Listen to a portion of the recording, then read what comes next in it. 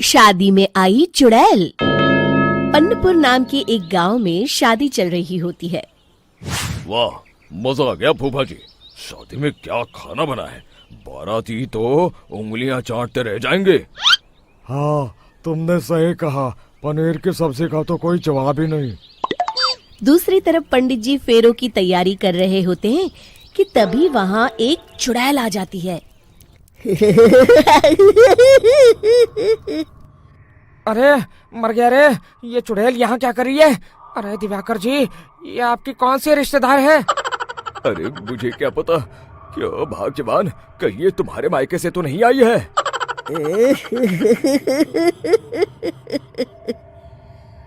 तुम लोगों की इस गांव में बारात लाने की हिम्मत कैसे हुई? मेरे रहते इस गांव में किसी की शादी नहीं हो सकती। अब तुम लोग देखो मैं क्या करती हूँ।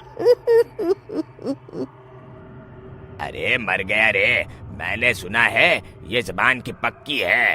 भागो रे भागो, वरना ये चुड़ैल किसी को नहीं छोड़ेगी। हाँ, तुम सही कहते हो मोहन भाई, यहाँ से भाग लेने में ही हम सबकी भलाई है। देखते ही देखते शादी के मंडप में भगदड़ मच जाती है और चुड़ैल सब कुछ उजाड़ कर रख देती है। फिर एक दिन मोहन की शादी तय हो जाती है। अरे भाई, अगले हफ्ते मेरी शादी तय हो गई है, लेकिन इस चुड़ैल की दहशत के मारे तो मेरे हाथ पैर कांप रहे हैं। अरे मोहन, तुम्हारा दिमाग तो खराब नहीं हो गया? तुम अपने साथ साथ हम सब गांव वालों को भी बलि का बकरा बनाना चाहते हो? उस चुड़ैल के रहते तुमने अपनी शादी के बारे में सोच भी कैसे लिया? देखो गोपाल, डर तो मुझे भी लग रहा है, लेकिन उस चुड़ैल के डर से मैं जिंदगी भर कुंवारा तो नहीं रह सकता। तभी वहाँ मोहन के होने वाले ससुर आ जाते हैं। अरे ससुर जी, आप? देखो, अब तक मैं तुम्हारा ससुर बना नहीं हूँ और शायद बनूंगा भी नहीं। ये आप क्या कह रहे हैं? मैंने तो शादी का कोड भी सिलवा लिया है। मैं अपनी बेटी की शादी किसी अच्छे गांव में कराना चाहता हूँ। तुम्हारा गांव तो भूतिया गांव है।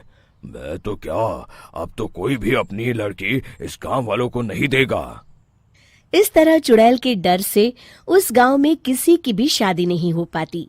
फिर एक दिन गांव के जमींदार अपनी बेटी की शादी करने का विचार करते हैं, लेकिन चुड़ैल के डर से उनकी भी हिम्मत जवाब दे देती है। अगर मेरी बेटी की शादी तय समय से नहीं हुई तो मेरी नाक कट जाएगी। मुझे कुछ करना ही होगा। एक सलाहकार के कहने पर जमींदार काशी से एक बहुत ही नामी तांत्रिक को अपने घर बुलवाते हैं, जो भूत चुड़ैल को पकड़ने में माहिर माना जाता था। जमींदार साहब, आप चिंता मत करिए। इस गांव की सीमा में प्रवेश करते ही मुझे उस चुड़ैल के बारे में सब पता चल गया था। आप उसे जल्दी से जल्दी कैद कर लीजिए ताकि मैं अपनी बेटी की शादी कर सकूं। जब वो चुड़ैल एक इंसान थी, तब ठीक उसकी शादी करने वाले दिन ही उसकी और उसके होने वाले पति की एक दुर्घटना में मौत हो गई थी। उसका होने वाला पति आज भी भूत बनकर जंगल में भटकता है। इसलिए जब तक चुड़ैल की शादी नहीं हो जाएगी, वो किसी और की भी शादी नहीं होने देगी। ये आप क्या कह रहे हैं? अगर वो भूत भी हमारे गांव में आ गया तब हमारा क्या होगा? ये आदमी बीच में बहुत बोलता है, इसे बाहर निकालो। उसके बाद तांत्रिक बताते हैं कि अगर उस भूत के साथ चुड़ैल की शादी करा दी जाए तो वो चुड़ैल हमेशा हमेशा के लिए उस गांव को छोड़कर चली जाएगी। जमींदार साहब, आप अपनी बेटी की शादी की तैयारी शुरू कर दीजिए। मैं कुछ गांव वालों को अपने साथ लेकर उस भूत को ढूंढने जंगल की ओर जाता हूँ। इस तरह जमींदार निश्चित होकर अपनी बेटी की शादी करवाने लगते हैं, लेकिन तभी वहाँ चुड़ैल आ जाती है।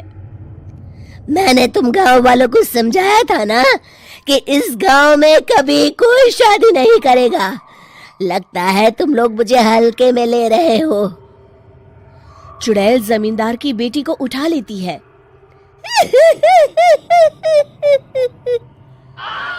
अब देखती हूँ बिना दुल्हन के तुम लोग शादी कैसे करोगे।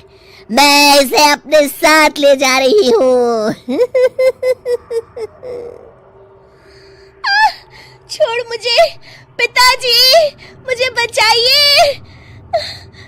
अरे कोई मेरी बेटी को बचाओ।